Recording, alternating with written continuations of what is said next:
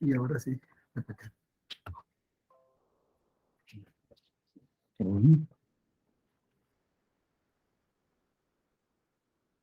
Están 3 minutos. Está cargando. Sírvete, siéntate. Su micrófono está abierto.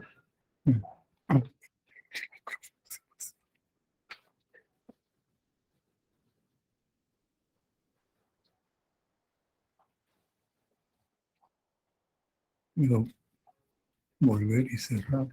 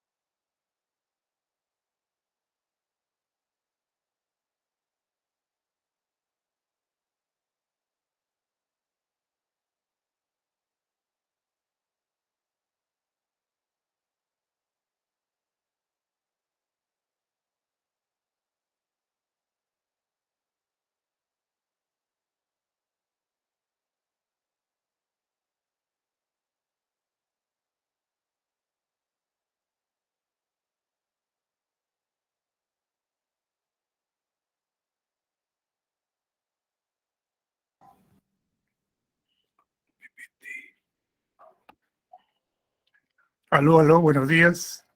Buenos días, alumnas y alumnos. ¿Me escuchan? Habla 34. Buenos días, profesor. Sí se le escucha. Se visualiza también, ¿no?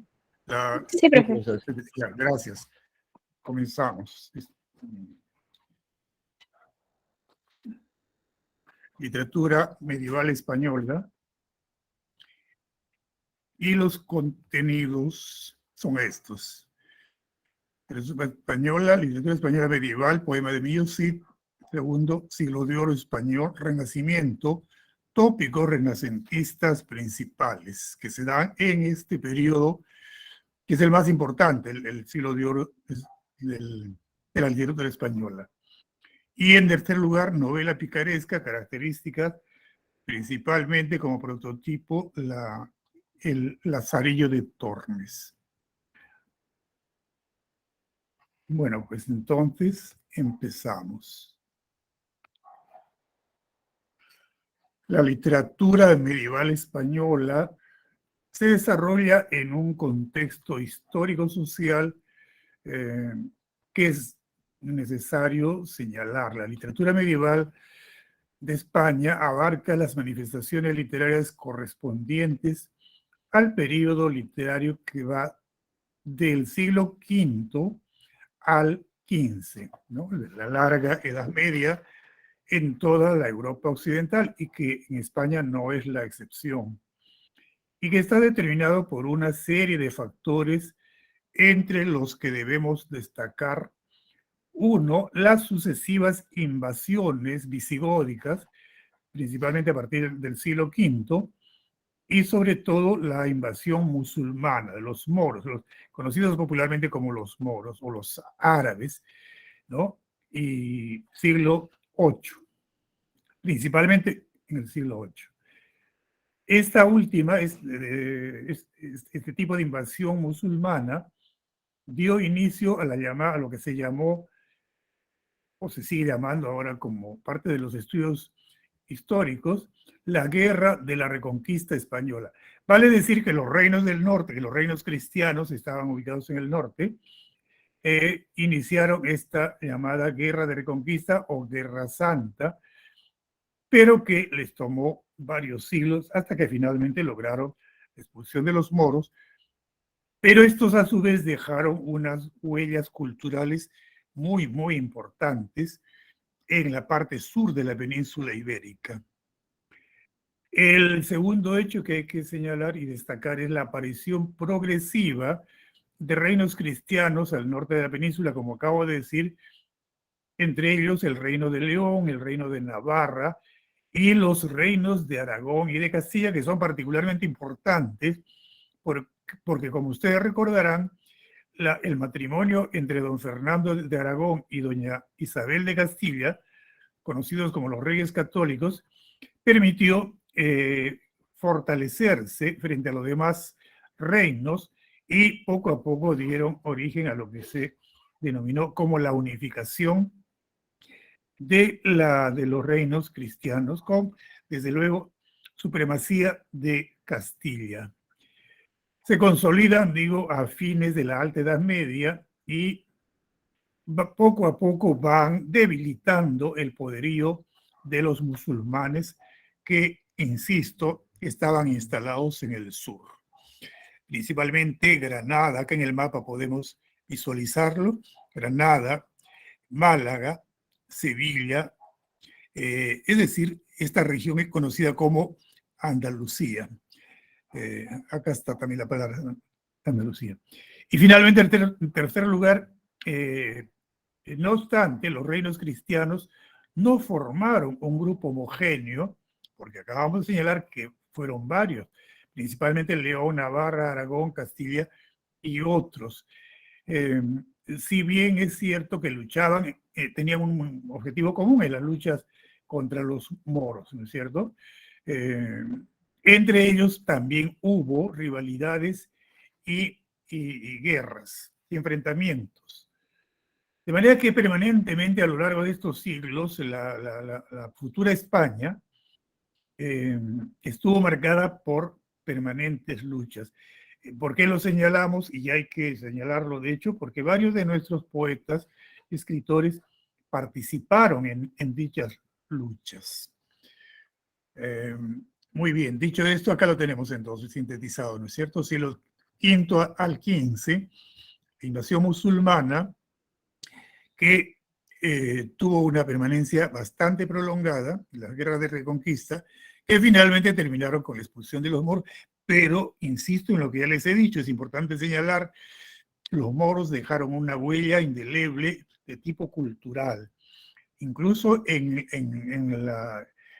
el ámbito lingüístico. Nuestro castellano tiene una buena cantidad de ingredientes, de aportes de lenguas moriscas, de la lengua morisca. Y ni qué decir en la arquitectura. El día de hoy, y desde siempre, pero claro, principalmente a partir del siglo XX, España es un país turístico gracias a estos vestigios que dejaron los moros. La arquitectura morisca fue de lo más interesante. La Alhambra de Granada y la Alhambra de Sevilla son famosas porque son unas construcciones hermosas, realmente, que el turismo de todas partes del mundo visita y que se da lugar a una buena cantidad de divisas para la España de hoy. Muy bien, dicho esto, veamos entonces el poema de Millo Cid, que ustedes conocen porque han llevado esto en el colegio incluso, ¿verdad?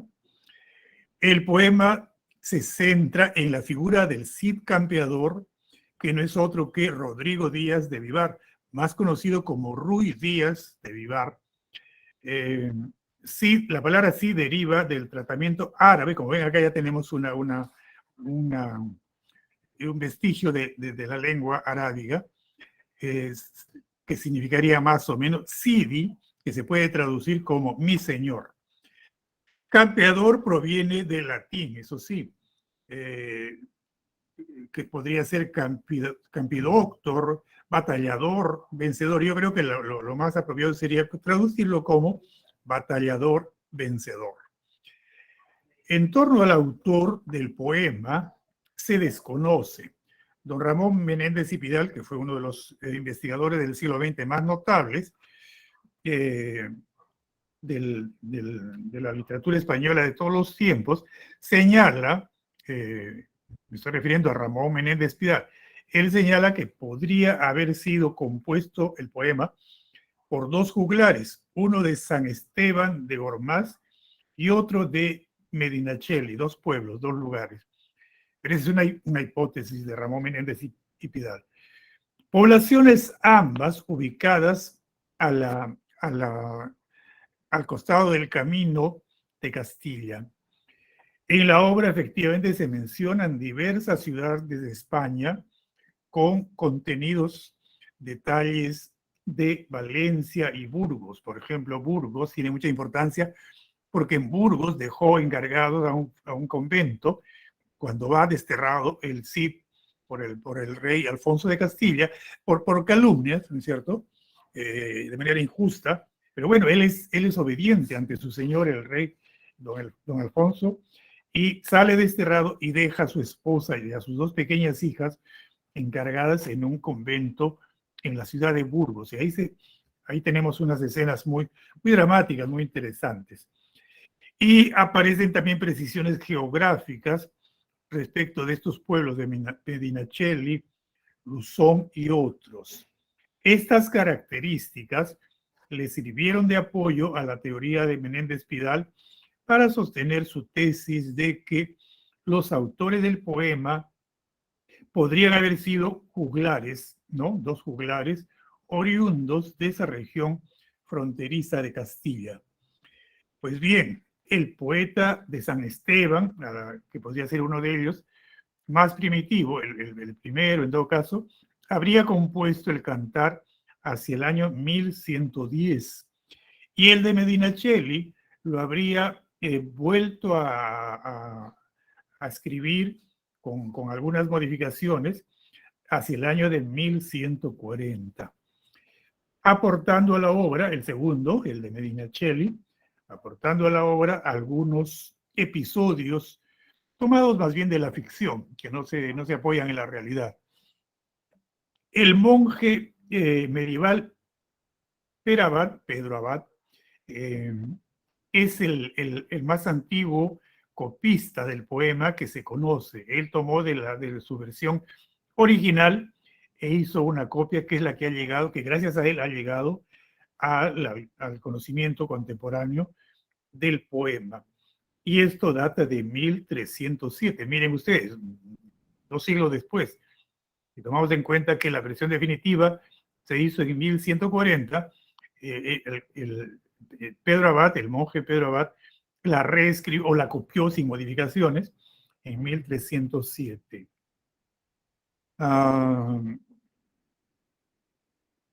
¿Cuál es a qué género pertenece? Los críticos consideran que se debe clasificar como de género épico, no obstante que es un poema, pero por las características, ¿no? Basadas en las luchas, en las guerras, en los triunfos, en las victorias del Cid, es perfectamente género épico. ¿Y qué especie o qué subgénero? Cantar de gesta. Y en cuanto al aspecto formal, la obra está escrita en versos de metro irregular. Tengan en cuenta ustedes que es todavía la Edad Media. El verso, la poesía, no son tan pulidos, tan pulcros como se dará más adelante. Por lo tanto, la métrica, que sirve a la métrica, el tamaño de verso, es irregular, combina versos largos con versos cortos, principalmente de 10 sílabas, e incluso versos muy largos de 20 sílabas, con alejandrinos. No sé si acuerdan ustedes cuáles son los versos alejandrinos. Son los versos de 14 sílabas. También aparecen versos de 16 sílabas, característicos de los últimos cantares de gesta. Por ello decimos, entonces, si hay pues versos de 16, de 14, de 10 y de 20 sílabas, a ello obedece que señalemos como característica muy saltante que el metro es bastante irregular. Y en cuanto a la rima, tampoco es perfecta, no hay una rima consonante, sino más bien rima asonante. La rima asonante es una rima relativa, no suenan igual las sílabas completas del final de una palabra, sino solamente algunas vocales. Lo vamos a ver enseguida en el texto mismo. Este cantar de gesta, entonces, en definitiva, consta en total de 3.730 versos. 3.730 versos. No sé si ese dato lo tenemos acá. No, pero bueno, lo tienen en el cuadernillo. 3.730 versos en total. Bien, el poema está, en cuanto a la temática, en cuanto a la historia contada, al argumento, comprende 3 partes, ¿no es cierto? Que ustedes recuerdan. Primero, las bodas de las hijas, perdón, el destierro. El primer cantar es el destierro. Cuando Alfonso, por calumnias, como ya les he dicho, el rey Alfonso lo destierra al Cid Campeador. El segundo cantar es el de las bodas de las hijas del Cid, y el tercero, la afrenta de Cortes. Veamos cada uno de estos. Acá nos hemos pasado al segundo. Primer cantar. El Cid es calumniado ante el rey don Alfonso por cortesanos envidiosos de sus triunfos y de su valentía incluso, ¿verdad? Y lo acusan de haberse apropiado de algunas parias reales. El rey mandaba a ciertos personajes a cobrar impuestos que se llamaban las parias reales y lo acusan injustamente de haberse embolsillado parte de esos dineros que cobraba para el rey. Como consecuencia, el rey don Alfonso VI de Castilla lo destierra y él, obediente, leal a su rey, cumple con salir al destierro.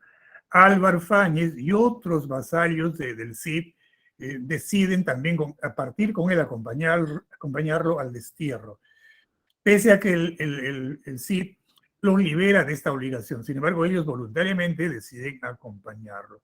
Pues bien, Ruy Díaz consigue dinero de judíos comerciantes, principalmente 2 de ellos conocidos como Raquel y Vidas, a quienes los engaña, un engaño blanco, con unas arcas con arena, pero que supuestamente guardaban riquezas de las parias del rey Alfonso. ¿Con qué fin hace este engaño bien intencionado? Con el fin de agenciarse dinero para salir al destierro, pero de paso ir formando un ejército y luchar a favor de don Alfonso y con ello demostrarle que le era leal. Con esto, pues, tiene para pagar a sus soldados.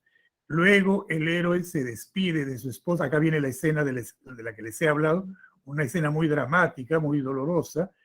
Se despide de la esposa Jimena y de sus pequeñas hijas, doña Elvira y doña Sol. Y con rapidez parte, ¿no es cierto?, a cumplir la orden real del destierro, pero también a armar un ejército para luchar a favor del rey. Una vez en el exilio, efectivamente, los éxitos guerreros del desterrado en la lucha contra los moros, ¿contra quién había que pelear? Contra los moros, para hacer mérito ante los ojos del rey. Comienzan a ser importantes estos triunfos suyos, y consigue valiosos trofeos de guerra que él le envía al rey don Alfonso.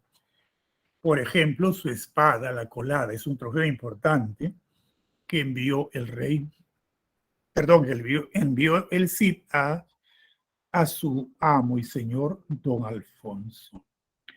Segundo cantar. El de las bodas del Cid. Ya ha pasado el tiempo, él ya ha retornado, Alfonso lo ha perdonado, porque además se da cuenta, se convence de que fue por una calumnia, y han pasado los años, las niñas ya son casaderas, y recibe el Cid la propuesta de los infantes, de 2 hermanos, infantes de Carrión, de casar con las 2 hijas.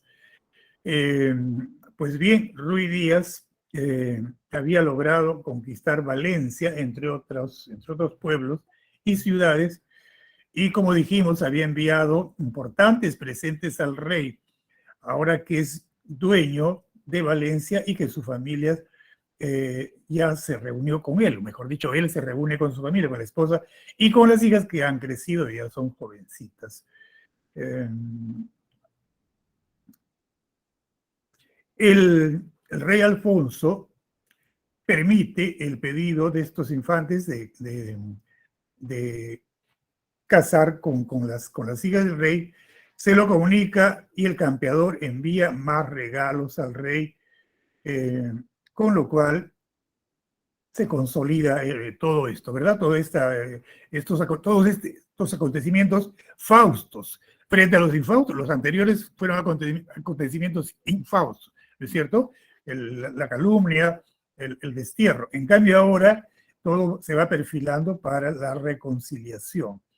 Los infantes de Carrión, les decía, don Diego y don Fernán, piden al rey Alfonso interceder para que el Cid les conceda la mano de sus hijas. Y eso se lo transmite a Alfonso y es un honor, ¿verdad? Porque los infantes forman parte de la nobleza. El Cid era un héroe, pero no era noble. Pues bien, casando a sus hijas con dos nobles, ascendía él en la estructura social. De manera que se considera un honor. El rey entonces pide al Cid que case a sus hijas con estos infantes para elevar su categoría y su honra. El Cid manifiesta su deseo de no querer casarlas aún, pero no se puede oponer a la voluntad de su señor, el rey don Alfonso, y las bodas se realizan en Valencia, que es una ciudad, recordemos, que ha sido tomada por el Cid campeador. Hasta ahí, bueno, se realizan las bodas y las celebraciones que duran varios días, y luego viene el tercer cantar, que es nuevamente de hechos infaustos, porque resulta que en el tercer cantar los lectores nos enteramos de la falsía de los infantes.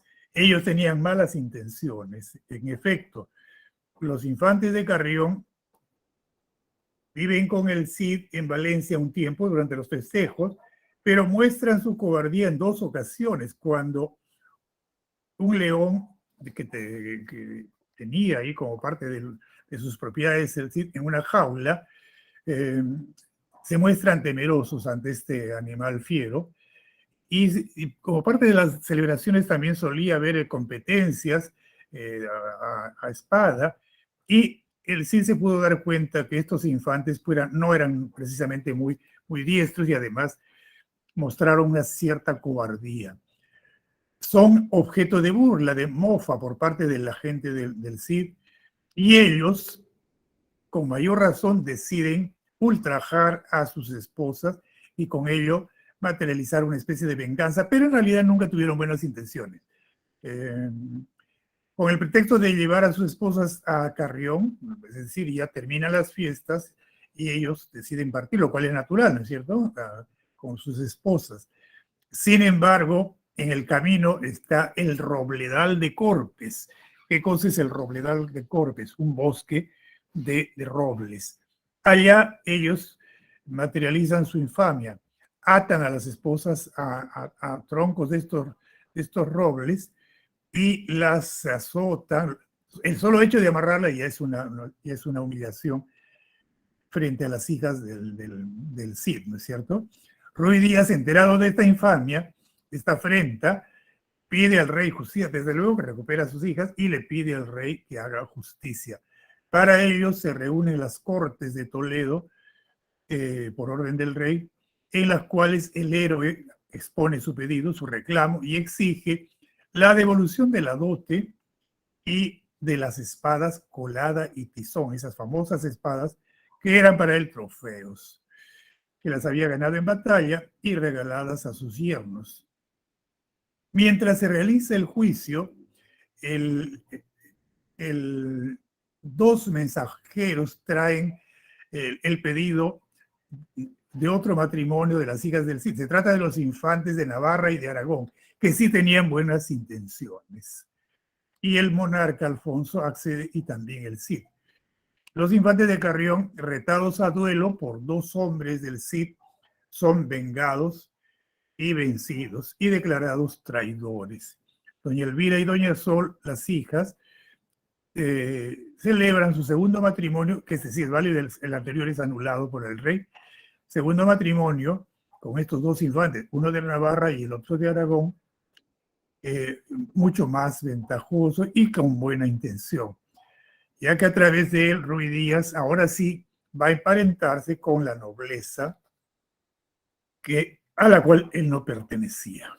Y ahí la temática de los tres cantares, de la obra en su totalidad dividida en estos tres cantares, como acabamos de decir. La ofrenda de Corpes, o vamos en orden. Cantar primero, el Alfonso, rey de Castilla, destierra al Cid por calumnias. El Cid se despide de su familia y sale, obediente, a cumplir con el destierro. Cantar segundos, se celebran las bodas de las hijas del Cid con los infantes de Carrión y son aún no se avisora lo que va a suceder. El rey perdona todo, y reconciliación, perdona al Cid, y se llevan a cabo las bodas y las celebraciones consiguientes.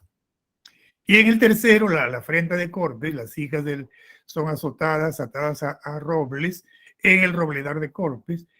Las cortes se organizan para llevar a cabo el juicio, por el pedido del Cid de que se castigue a estos infantes de Carrión. Son derrotados en justas, en batallas, en combates de cuerpo a cuerpo, y al mismo tiempo reciben, ahora sí, auténticos pedidos de matrimonio con buena intención de los infantes de Navarra y de Aragón para doña Elvira y doña Sol, respectivamente. Y ahí la historia que se desarrolla a lo largo de la obra. ¿Cuál es el tema o cuáles son los temas? Desde luego el tema principal es el destierro y la recuperación de la honra, o si quieren, el destierro y la importancia de la honra, ¿no? Que debe recuperar y la recupera, ¿no es cierto? Otros temas complementarios que aparecen a la derecha como subtemas, yo no los llamaría subtemas, sino más bien temas complementarios. El ascenso social por méritos de guerra, que es lo que se produce en el caso del Cid Campeador. Otro tema es el enfrentamiento entre la nobleza de linaje y la nobleza advenediza. ¿Qué cosa era esto? Que había casos en que personas que tenían méritos ante los ojos del rey, como es el caso de Rodrigo Díaz, el Cid Campeador, obtienen títulos de nobleza, pero no por herencia, sino por méritos. Y a esta nobleza le llamaron los nobles nobleza advenediza, en tanto que la que se adquiría por herencia era la nobleza linajuda, por linaje. Otro tema es la Guerra Santa, la guerra contra moros, ¿no es cierto?, para cristianizar toda la península. Y finalmente, la unión familiar, el amor familiar. Pero no debemos dejar de lado también la venganza. La venganza es la única manera, el único medio para resarcir la honra perdida, ¿no es cierto? Con la humillación de sus hijas, el Cid pierde la honra o ve su honra maltratada y debe recuperarse. Y hay entonces los temas y subtemas.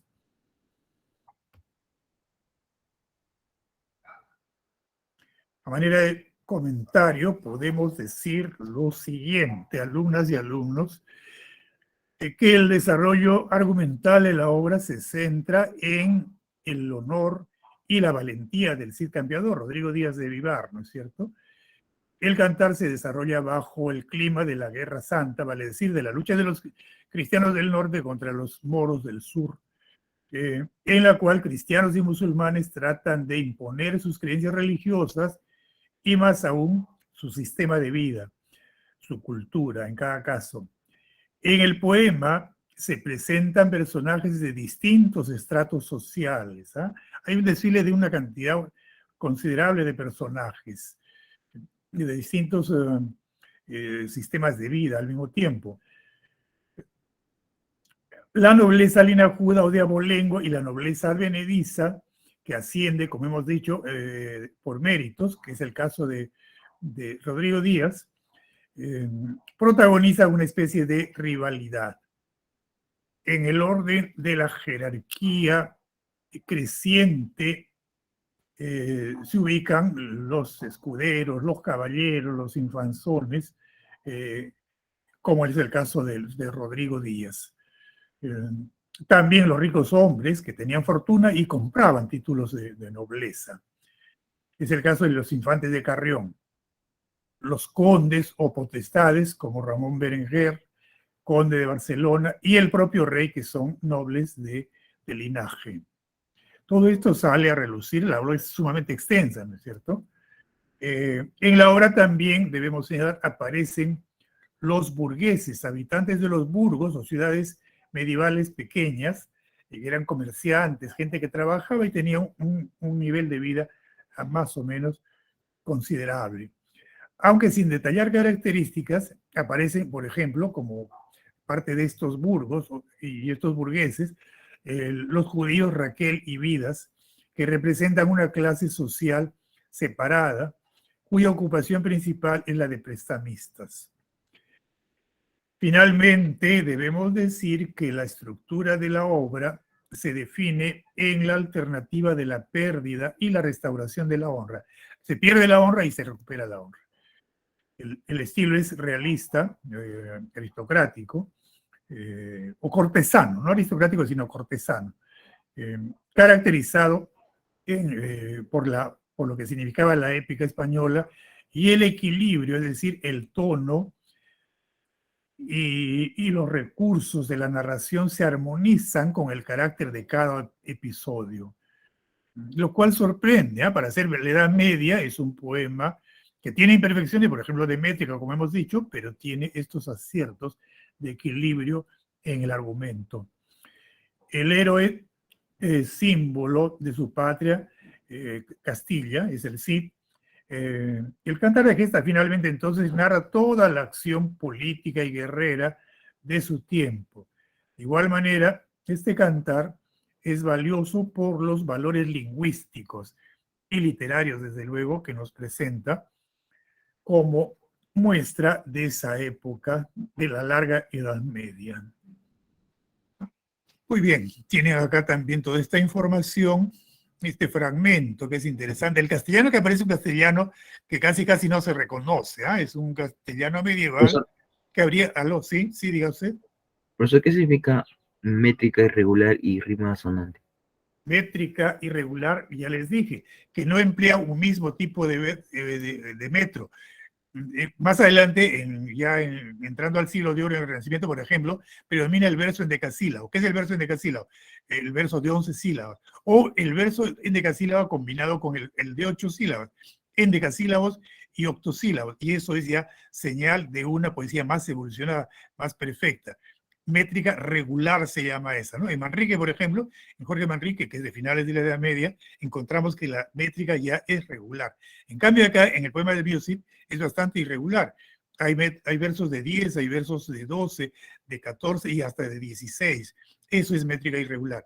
Y rima asonante y rima es la que no constituye rima consonante. Acá no tenemos fragmento, pero acá lo podemos apreciar.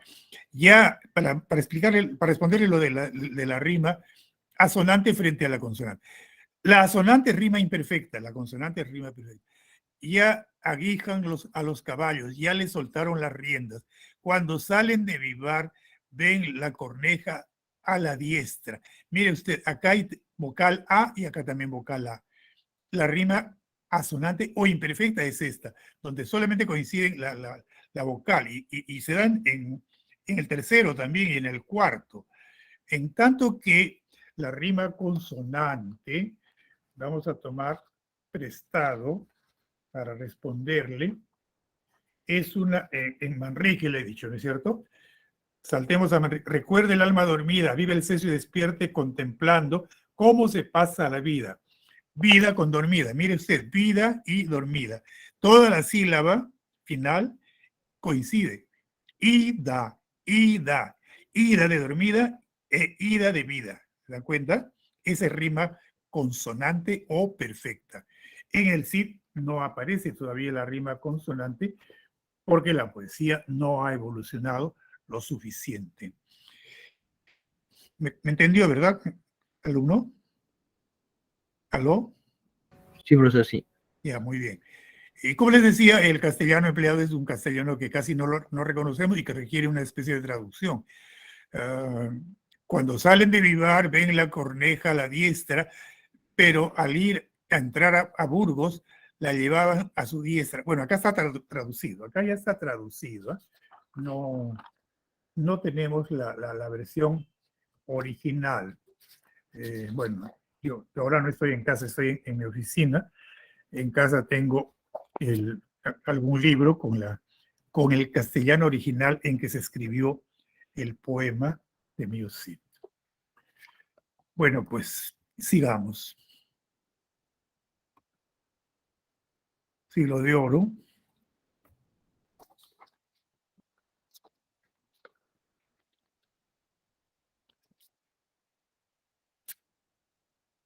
Esta es la etapa más importante en la historia de la literatura española. Es la etapa de mayor esplendor en la poesía y en la literatura en general.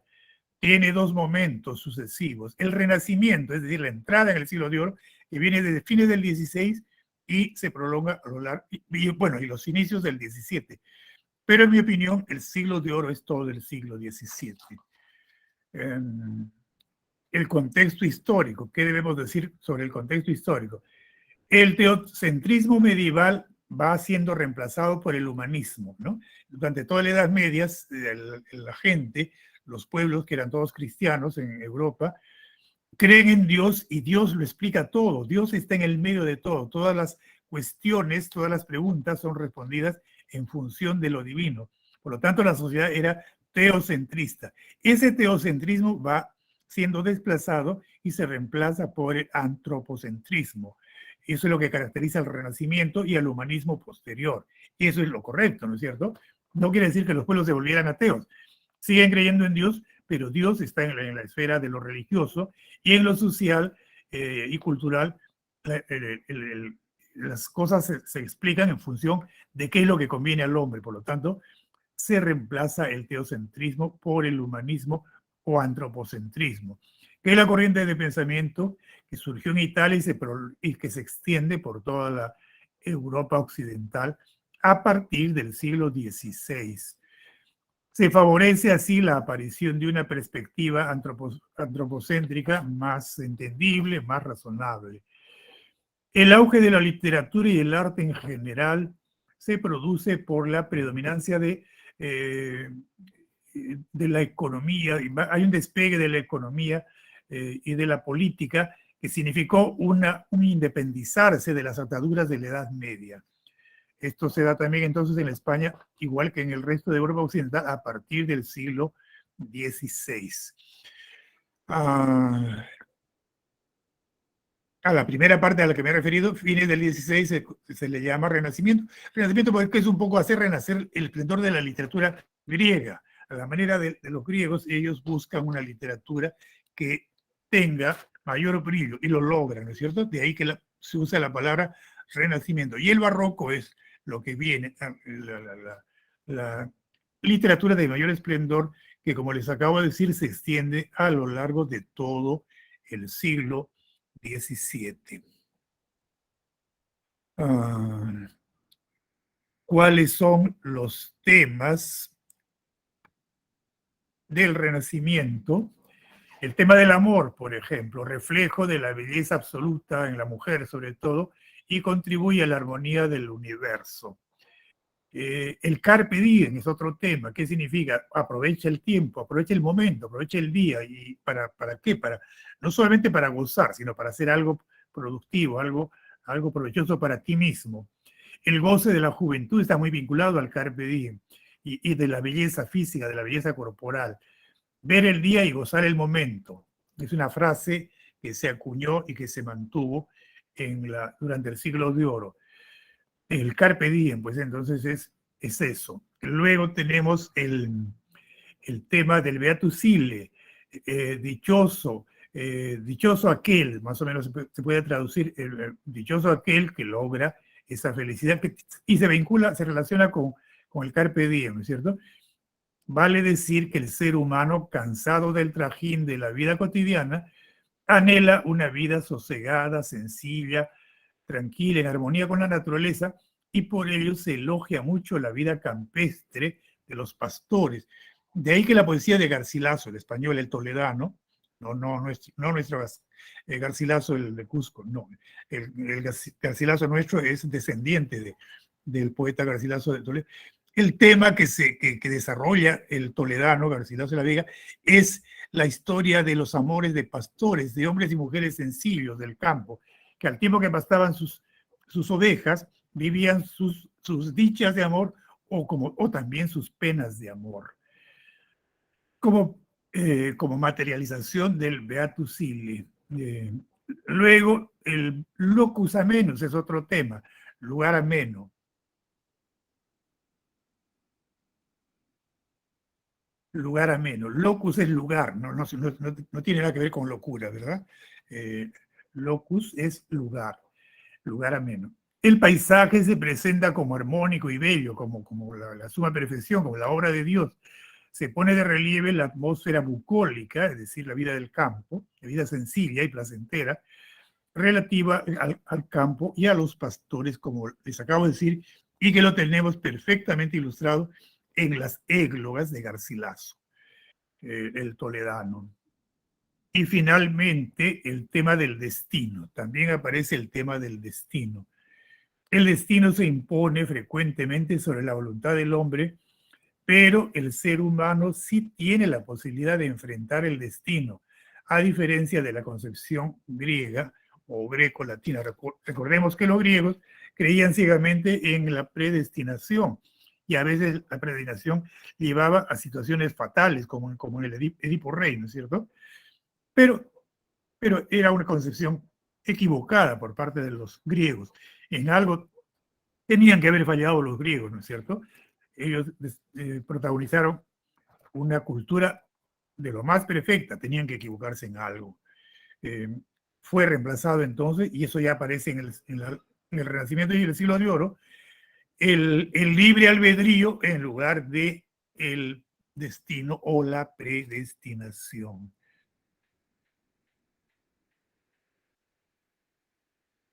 La narrativa renacentista. En el Renacimiento y en el Siglo de Oro, desde luego, hay esplendor en los tres géneros. En el género lírico, en el género dramático, en el teatro, tenemos Calderón. En el género lírico tenemos Fray Luis de León, Luis de Góngora, Francisco de Quevedo, etc. Y también en la narrativa ya empieza a aparecer la narrativa en la forma picaresca, la novela picaresca. Veamos pues las características de la narrativa renacentista, primero en la novela picaresca y después se dará en la novela caballeresca con el Quijote. Pero hoy vamos a llegar hasta acá, hasta la picaresca.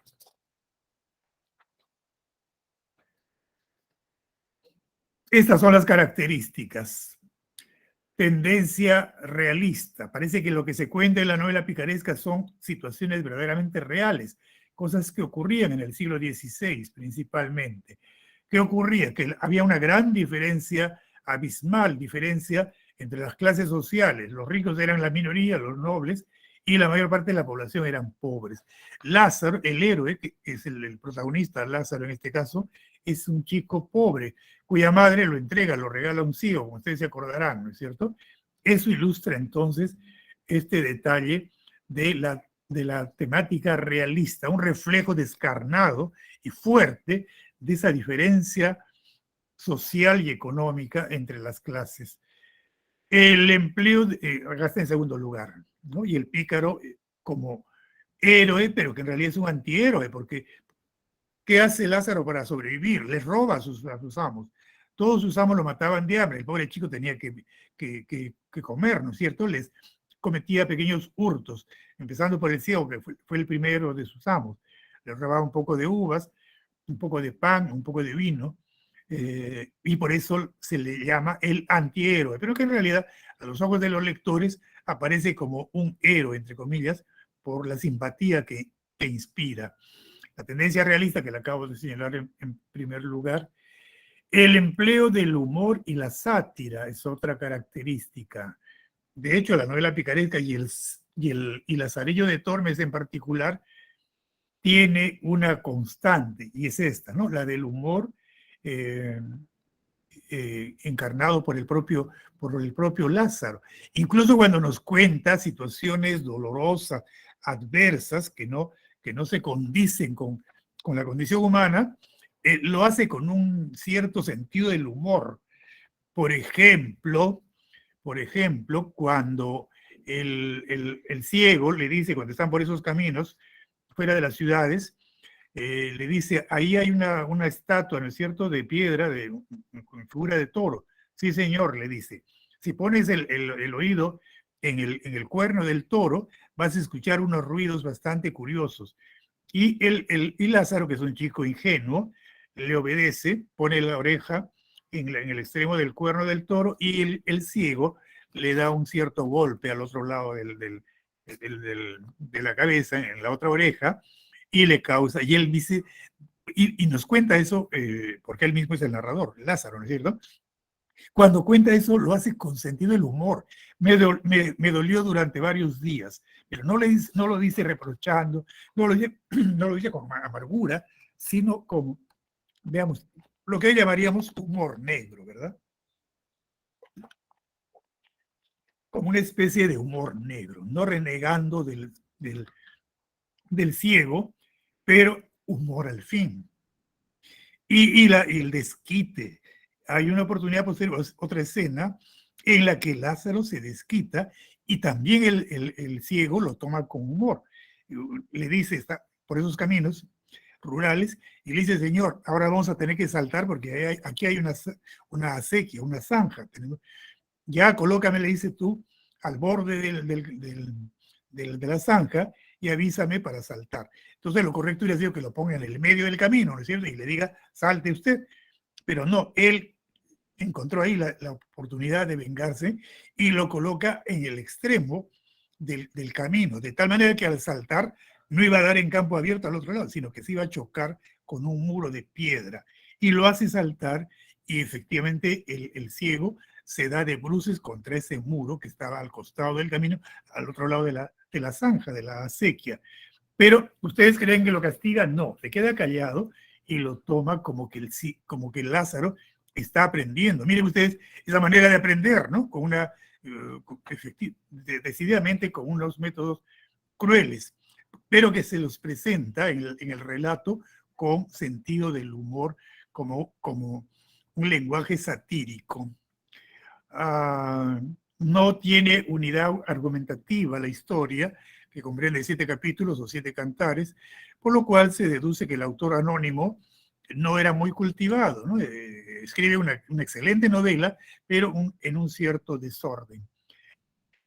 Y finalmente, el relato, la historia está contada en primera persona, lo cual le da un carácter autobiográfico, ¿no? Nos hace creer a los lectores y a los investigadores que quien escribió la novela lo hizo contando su propia experiencia personal. No sabremos nunca si fue así o si le da esa apariencia de novela autobiográfica, pero el resultado es verdaderamente excelente. Cabe añadir que dentro de la novela picaresca, el Lazarillo de Tormes, el título completo, no sé si se acuerdan, está acá, ¿verdad? La vida de Lazarillo de Tormes, de sus fortunas y adversidades. Ese es el título completo.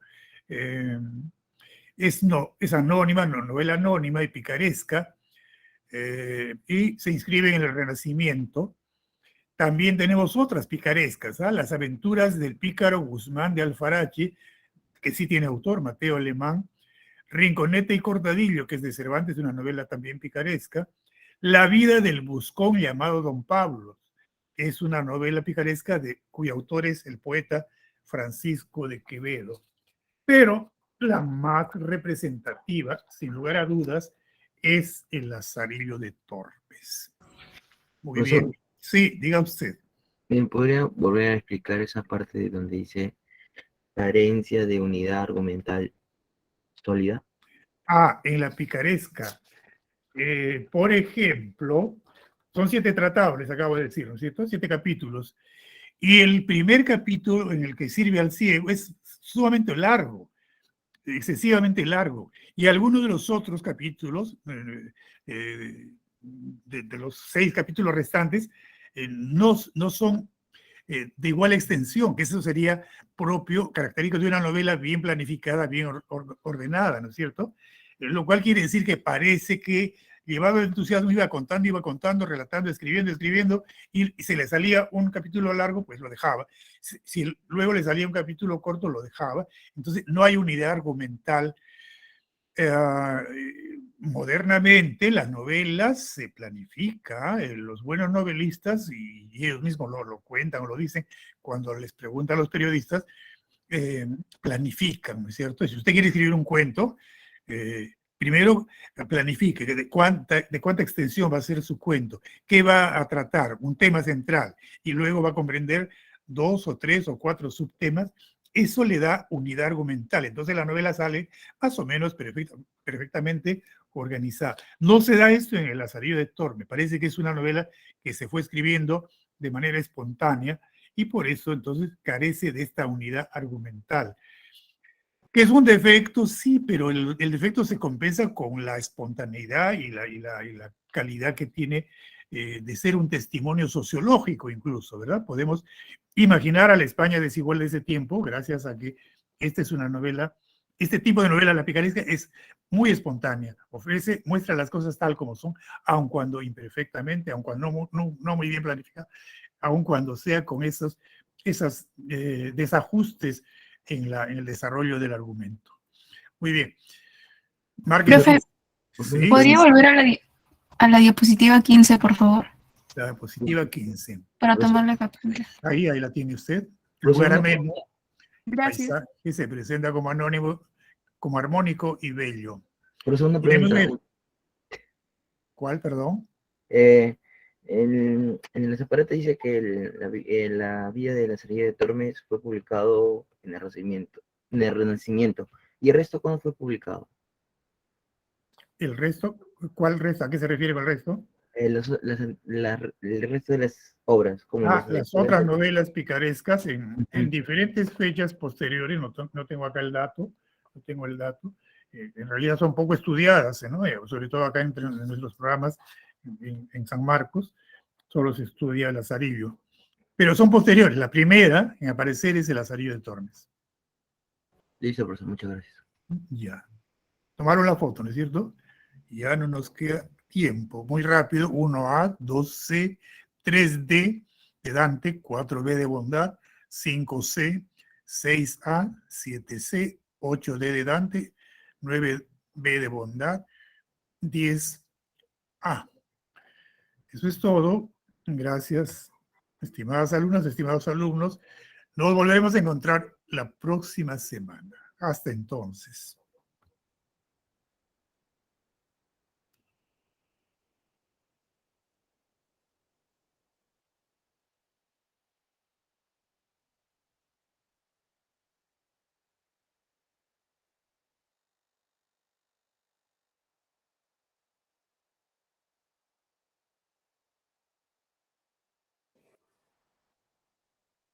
Buenos días, chicos, ¿cómo están? ¿Qué tal?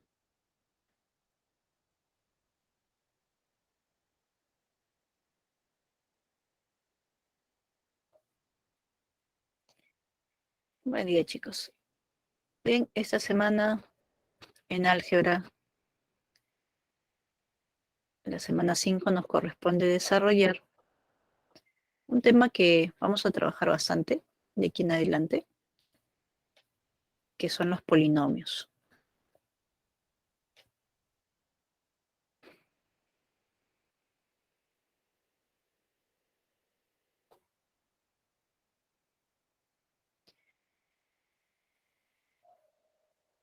Bien, entonces, bueno, buenos días nuevamente. Vamos a ver aquí. Entonces, como les comentaba, el tema de polinomios, ¿no?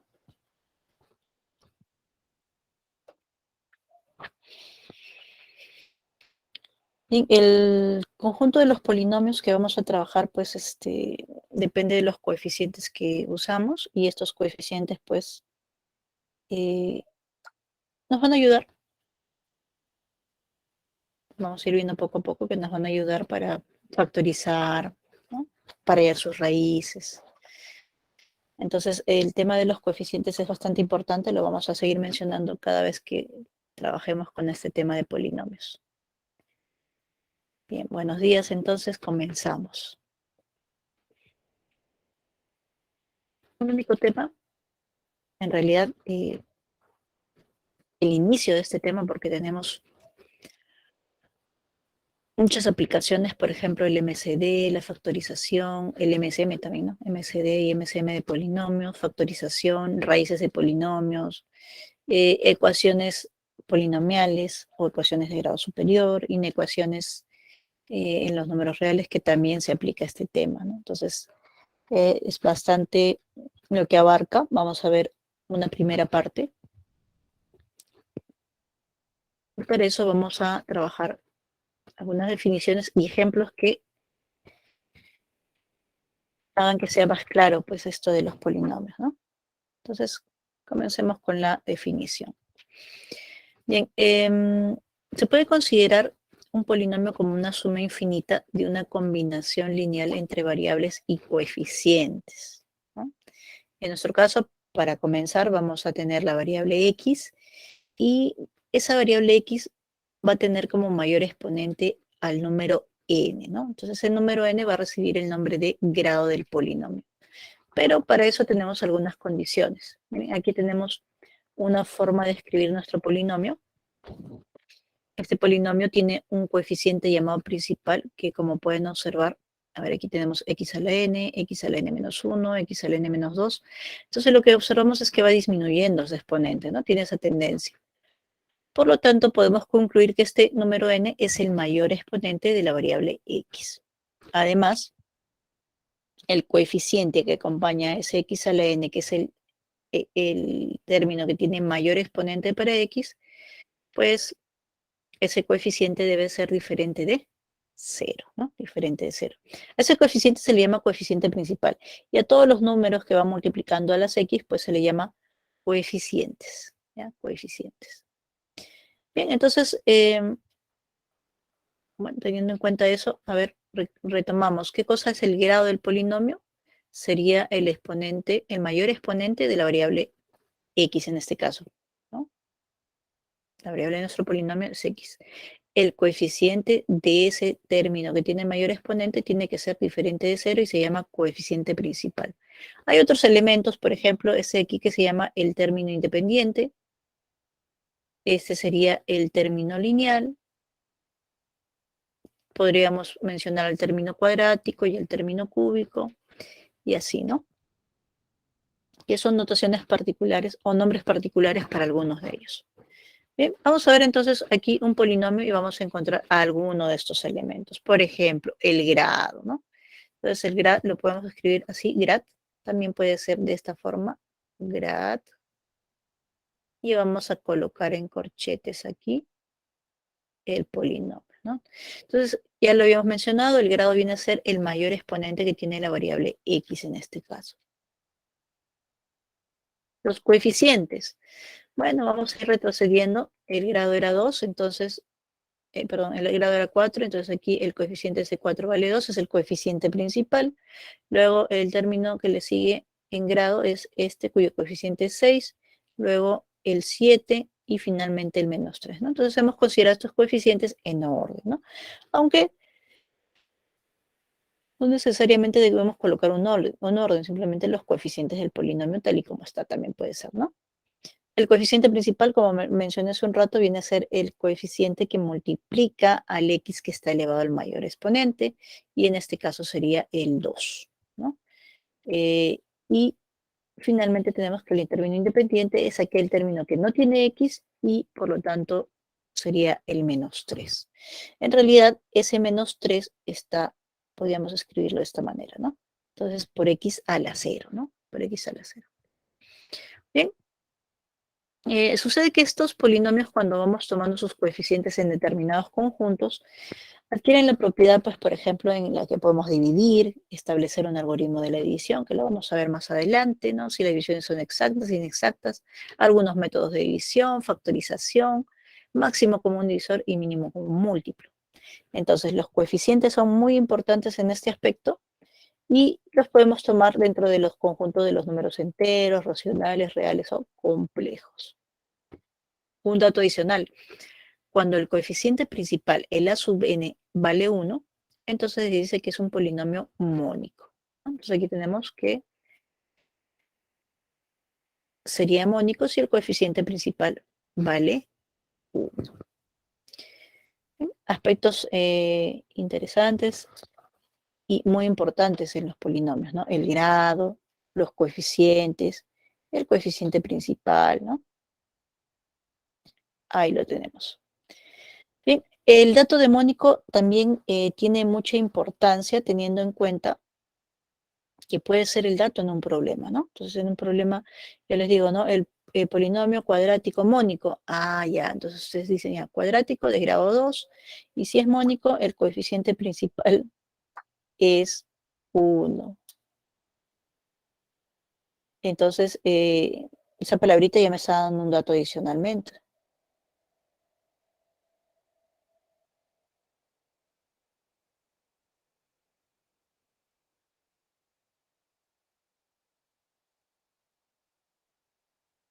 Bien, entonces, como les repito, ese dato sería bastante importante, ¿no?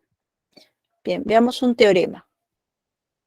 Hay algunas operaciones que podemos realizar entre los polinomios como multiplicación, adición. Entonces, si es que sumamos dos polinomios, nos pondremos a preguntar, ¿y cómo es el grado?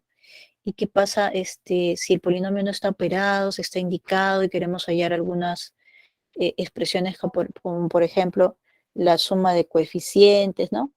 El, el término independiente, el coeficiente principal, por ahí, ¿no?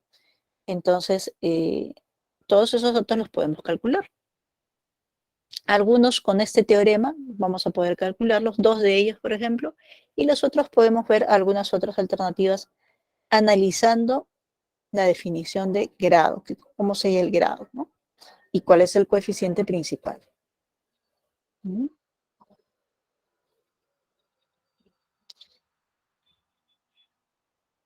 Bien, entonces si tenemos un polinomio, se cumple lo siguiente.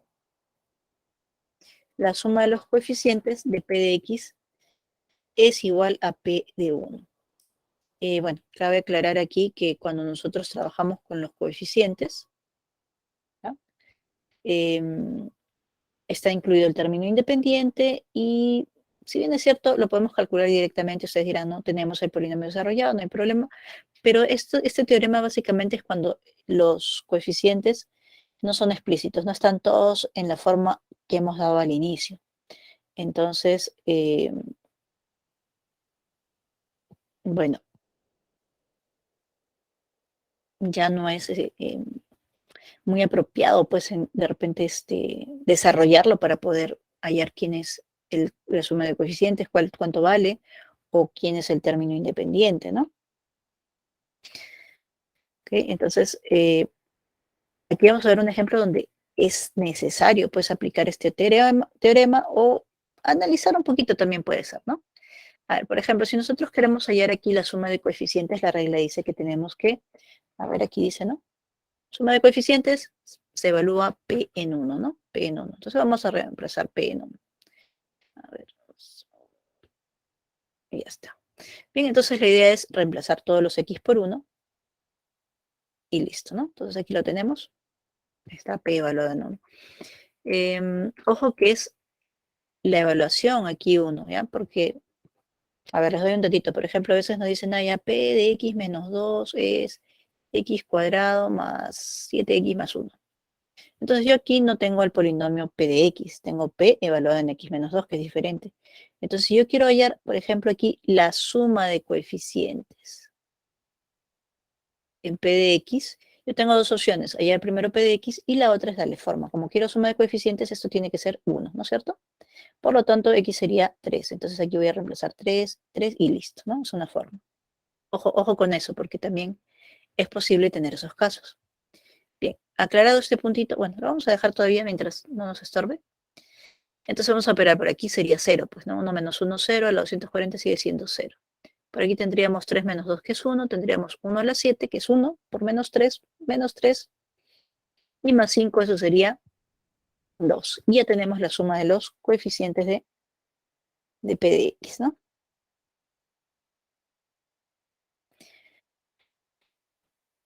Y si queremos hallar el término independiente, entonces ahora reemplazaremos en 0. Igual, por ejemplo, en este ejemplito de abajo, si queremos hallar el término independiente de P de X, ya, aquí tendría que ser 0. Entonces, ahora lo igualamos a 0. X valdría 2 y tendríamos que reemplazar 2 aquí, aquí y listo, ¿no?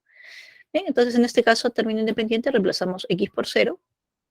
Por aquí tendríamos menos 1 a la 240. Por aquí tendríamos menos 2 a la 7, que es 128 bueno, es menos 128, ¿no? Por menos 3, ya sería con más, y sumando con el 1 y con el 5 que me queda por aquí, tendríamos 390, ¿no? Y ya está, ya tenemos aquí todo reducido, ¿no? Bien, entonces, esta es la importancia del teorema. Cuando tenemos una expresión que no está completamente desarrollada, pues lo más práctico es esto. Ahora, antes de pasar a lo siguiente, pregunto, no hay una fórmula para hallar el coeficiente principal, ni el grado todavía por el momento no tenemos para hallar el grado, pero a partir de esta expresión, ustedes pueden determinar cuál es el grado y cuál es el coeficiente principal, sin tener las propiedades que vamos a dar todavía. A ver, ¿es posible o no es posible? A ver, espero sus comentarios en el chat, chicos. A ver, ¿es posible calcular el coeficiente principal y el grado del polinomio? Ojo que si no nos acordamos las propiedades, esto nos puede salvar muchas veces. A ver, ¿qué dicen ustedes?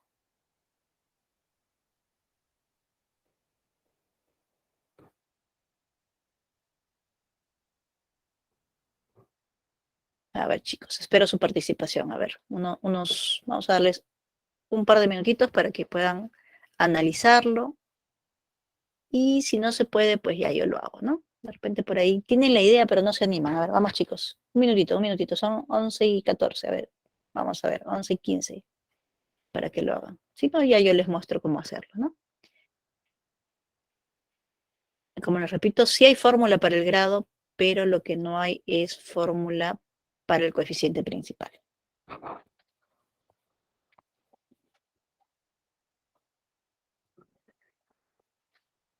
A ver. Si tienen la idea, coloquen ahí. Y en un segundito lo revisamos.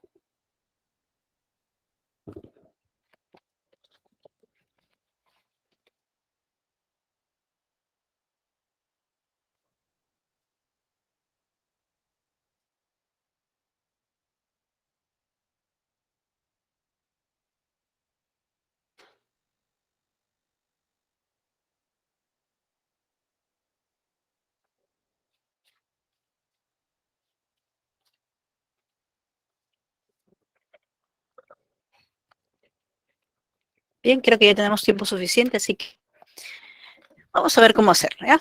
De repente algunos sí lo saben, pero están ahí todavía un poco temerosos, así que vamos a ver.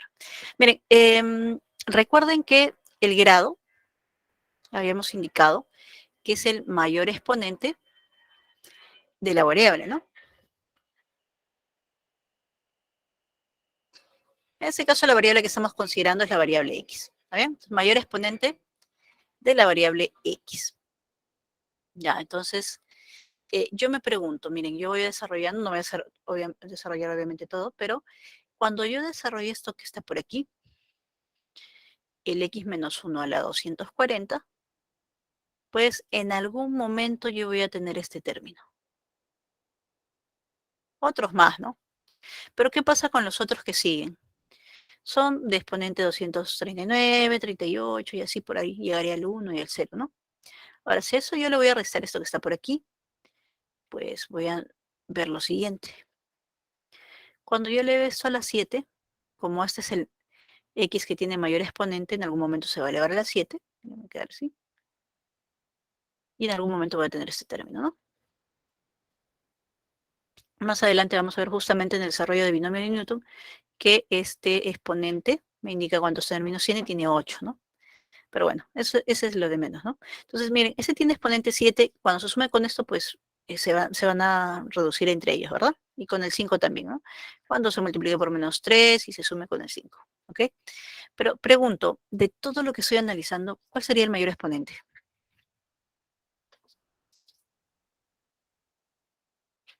¿O no se puede determinar? 240. Correcto, muy bien. Ya tenemos el grado, entonces el grado sería 240. Entonces, si lo observamos de esta manera, aquí tenemos la suma de 3 polinomios, ¿verdad? Hay 3. Acá hay 1, 2, 3. Entonces, el primer polinomio, por ejemplo, tiene grado 240, que ahora acabamos de ver que ese sería el grado del polinomio. El segundo tiene grado 7 y el tercero tiene grado 0. Entonces, ahí vamos a nosotros consolidar en una propiedad todo esto, pero ya nos vamos dando cuenta que al final queda este, ¿no? Sin importar que bueno, sí importa que los otros son menores. Ahí está, ahí está el dato, ¿no? Que son menores. Entonces, el grado se puede hallar y hay fórmula. Vamos a ver. Pero lo que no tiene fórmula es el coeficiente principal. Pero si nosotros somos capaces de hallar el grado, identificar cuál es el término que me da el grado, que en este caso sería este de aquí, ya sea el coeficiente principal, sería 1, ¿verdad? 1. A ver, vamos a ver un ejemplito, les voy a colocar aquí, diferente a este. A ver, vamos a considerar que ese es polinomio p de x y tiene esa forma, ¿no?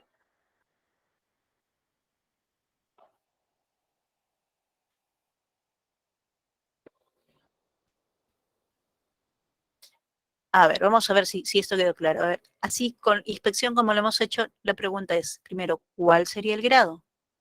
¿Cuál es el grado de ese polinomio? A ver, ¿alguien lo puede detectar? 8, mis. 8 me dicen por aquí.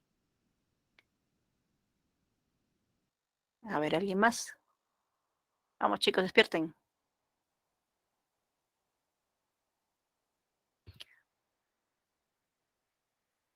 ¿No? ¿No están durmiendo para chicos? Bueno, 8 es correcto. Ya, 8 es correcto. Y de repente algunos se preguntarán, ¿por qué 8? A ver, veamos. Porque, a ver, no interesa qué polinomios trabajemos ni cuántos términos tenga, siempre vayan ustedes a buscar aquel término de mayor grado. En este caso, en esta parte que está elevado a la cuarta, el de mayor grado es el 2, ¿no? Mayor grado 2, el término es x al cuadrado.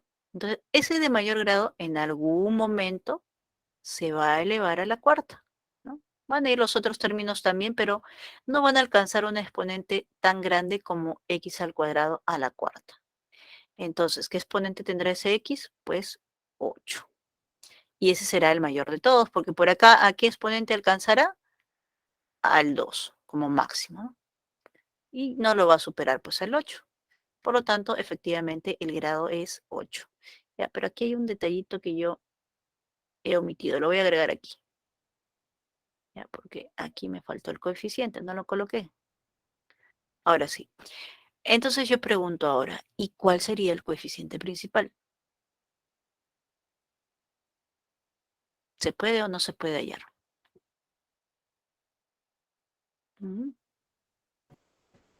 4.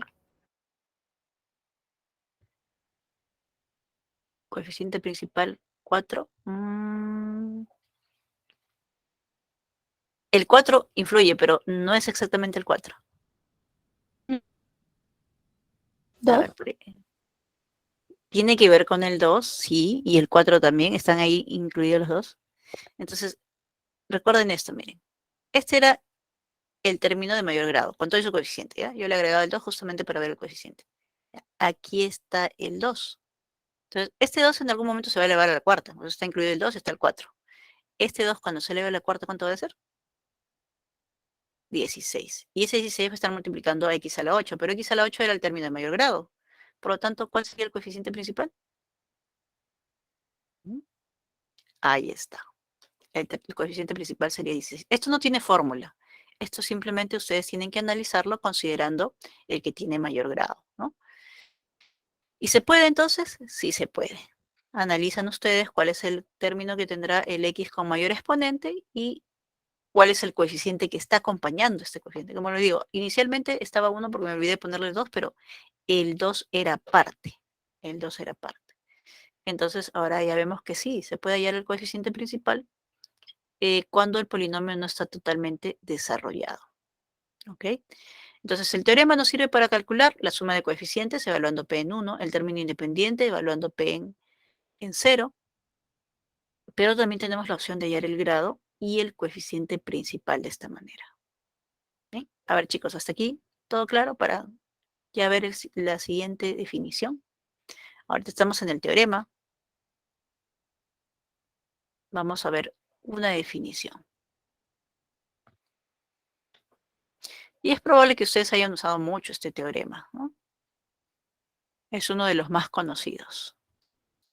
Ahora, lo que hemos hallado al usar este teorema se llama valor numérico. Le hemos dado a la variable un número, hemos reemplazado, se forma una operación combinada, hemos resuelto esa operación combinada y lo que obtenemos es un valor numérico. Ese valor numérico es un valor representativo en un punto X determinado, ¿no? En un valor X determinado. Se forman pares ordenados. Los polinomios, su gráfica son figuras que se hacen en el plano, ¿no? Y tienen mucha relación con la solución pues, de ecuaciones, inecuaciones, las raíces, ¿no? Ya en su momento veremos un poquito de la gráfica y eso. Entonces, vamos al siguiente tema. Siguiente definición. Los polinomios no se pueden comparar entre ellos. Yo no puedo decir que P de X es menor que Q de X, por ejemplo. En ese sentido no los podemos comparar, pero sí podemos comparar en el sentido de si son iguales o no son iguales. Ahora, la denominación correcta es idénticos. Los polinomios se dice que son idénticos. ¿Cuándo? Cuando su grado y los coeficientes de los términos semejantes son iguales. ¿Ya? Entonces, ¿cómo es que yo puedo darme cuenta si un polinomio es idéntico a otro? A ver, aquí tenemos un ejemplo. Me dicen que P de X y Q de X son polinomios idénticos. Por el momento la forma se ve, ¿no? Miren, este tiene grado 4, aparentemente grado 4, por ese lado coinciden.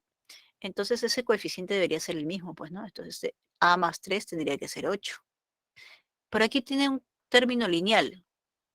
Acá también tiene término lineal. Entonces ese coeficiente del término lineal también tendría que ser el mismo, o sea, B vale 8, ¿no? Finalmente tengo por aquí el 17 que es el término independiente y por aquí su término independiente, ya que no tiene X, sería C menos 5.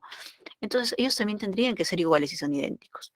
A eso me refería, ¿no? El grado es el mismo y los coeficientes de los términos semejantes son iguales. El de grado 4 tiene que ser el mismo, el de grado 1 tiene que ser el mismo.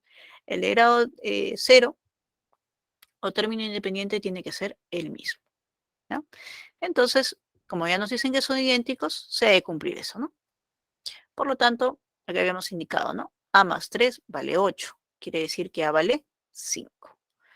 B sería 8. Y 17 es C menos 5, o sea que C vale 22. C vale 22. Y tenemos los valores de A, B y C, que hacen que estos polinomios sean idénticos. Como tenemos los polinomios totalmente desarrollados, entonces verificar lo que estamos haciendo, el grado y los coeficientes, pues es bastante fácil, ¿no? Pero, ¿qué pasaría si mi polinomio está como P de X en el ejemplo 2? ¿Qué hago?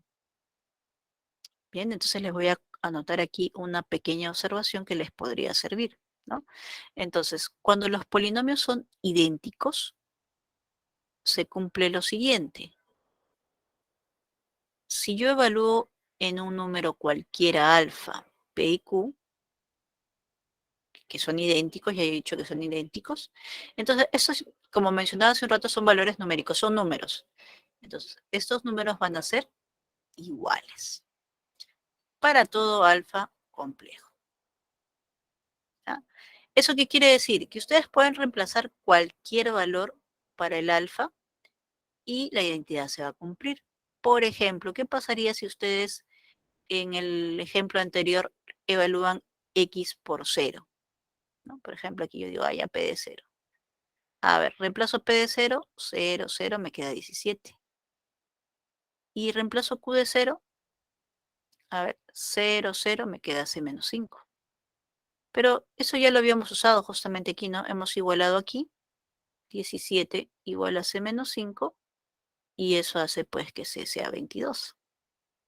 Y ya tenemos el valor de c de otra forma, ¿no?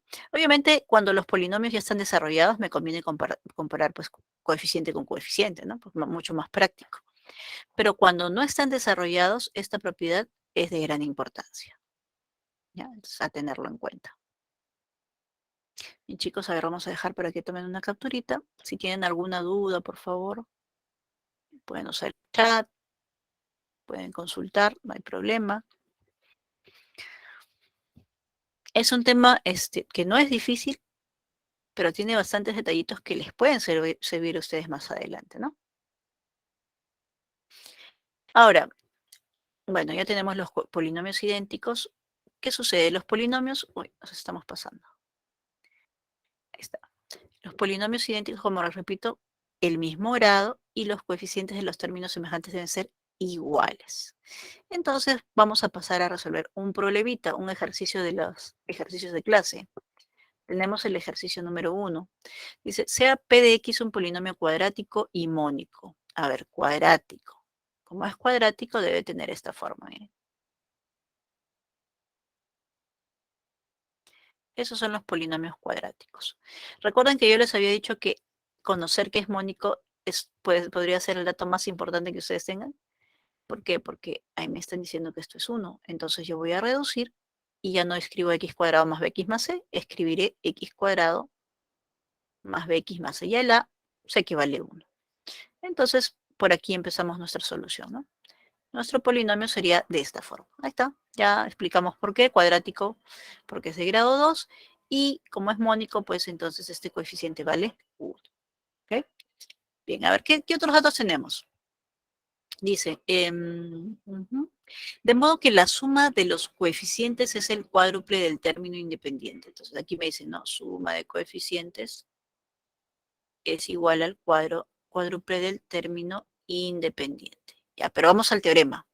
El teorema dice que la suma de coeficientes es p evaluado en 1. Y el teorema también dice que el término independiente es p evaluado en 0. Entonces ya tenemos otro dato. Ahí está mi segundo dato. P de 1 es igual a 4 veces P de 0. Ya, pero en realidad yo le he puesto P de 1, pero puedo hallar la suma de frente, ¿no? Alguien me dice, pero profesora, ¿para qué le pongo P de 1? Bueno, es solamente para simbolizarlo, hacerlo un poquito más cortito nuestro enunciado, pero si no lo ponemos de frente. A ver, la suma de coeficientes, ¿qué sería? 1 más B más C. P de 1 también vale 1 más B más C, así que por ese lado no hay problema.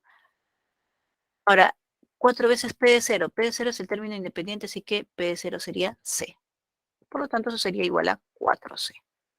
A ver, este C lo pasamos a restar. Tendríamos que 1 más B es igual a DC. Y lo vamos a guardar ahí como un dato. ¿Bien? Mientras vamos borrando nuestras entradas por aquí. A ver, chicos, hasta ahí, por favor, si me ponen una carita feliz, una pulgar arriba, algo que me indique que todo está claro para continuar. Hemos usado el teorema, ¿no? Pero hemos usado... Ok, muy bien. Pero primero hemos usado una relación para reemplazar ese teorema. Entonces hay dos formas, ¿no? Hemos visto que podemos usar el teorema P de 1 suma de coeficientes, P de 0 término independiente, o lo podemos colocar de manera directa. Hemos optado por las dos, porque si el polinomio no estuviera desarrollado, pues me conviene la primera, ¿no? ¿Okay? Bien, ya tenemos un dato. Entonces, 1 más B es igual a 13 y veo que todo hasta aquí está bien, así que continuamos. Tenemos más datos. Dice, si P de X es igual a P menos X, para cualquier X real, calcule el valor de 3 veces P en 2. Bien, eso quiere decir que necesitamos saber cuánto vale el valor de B, cuánto vale B y cuánto vale C, ¿no? Así, simple. pero nos falta aplicar este dato. A ver, lo aplicamos entonces. El dato es que P de X debe ser igual a P en menos X. Pero ya más o menos tenemos la forma, entonces lo que vamos a hacer es igualarlo. A ver, P de X y P en menos X, ¿cómo cambiaría P en menos X? Bueno, a ver, si yo quiero P en menos X, lo que voy a hacer es, a partir de P de X, voy a reemplazar menos X en lugar de X. Cada vez que ustedes reemplacen, recuerden colocar entre paréntesis, porque eso puede cambiar, ¿no? Bien, entonces menos X al cuadrado seguiría siendo X cuadrado. B por menos X sería menos BX y eso le vamos a sumar C. Entonces, P en menos X sería X cuadrado menos BX más C. Y lo vamos a igualar aquí. Ahí está. Como ya lo tenemos, quitamos nuestros cálculos previos. Listo. Alguien puede decir, bueno, profesoras, como tenemos una igualdad, se eliminan y llego a que B de X es igual a menos BX. Y eso es correcto. Entonces, bueno, si yo paso esto de aquí a sumar, tendríamos 2bx igual a 0, ¿no? Si 2bx es igual a 0, entonces b vale 0. Y ahí tenemos esa conclusión. Entonces, de todo lo que teníamos, nuestro polinomio ya sabemos que esto vale 0. Esto vale 0, ¿no? Algo más. Si b vale 0, aquí esto vale 0, entonces me quedaría que 1 es igual a 3c. 3 lo paso a dividir, entonces tendría que 1/3 sería igual a c. Así que también ya tengo el valor de c. Este vale 0 y esto vale 1/3.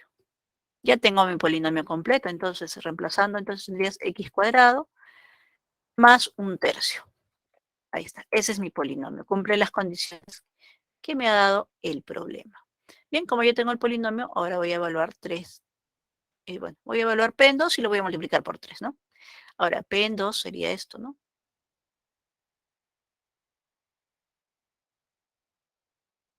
2 al cuadrado más 1/3. 2 al cuadrado es 4, así que tendría 4 más 1/3. A ver, esto lo podemos colocar como un mixto, sería 4 enteros 1/3 o 4 por 3, 12 más 1, 13 tercios. ¿Okay? A mí me piden 3 veces P de 2. Ya, este 3 lo paso a multiplicar. 3P de 2. Y eso me quedaría que vale 13. Y listo, ya tengo el resultado. La clave sería la alternativa A, ¿no? Esta respuesta A.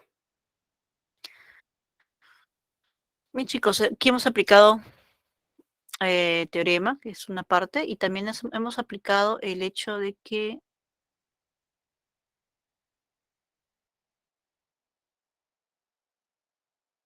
como es un polinomio cuadrático mónico, también lo hemos aplicado, ¿no?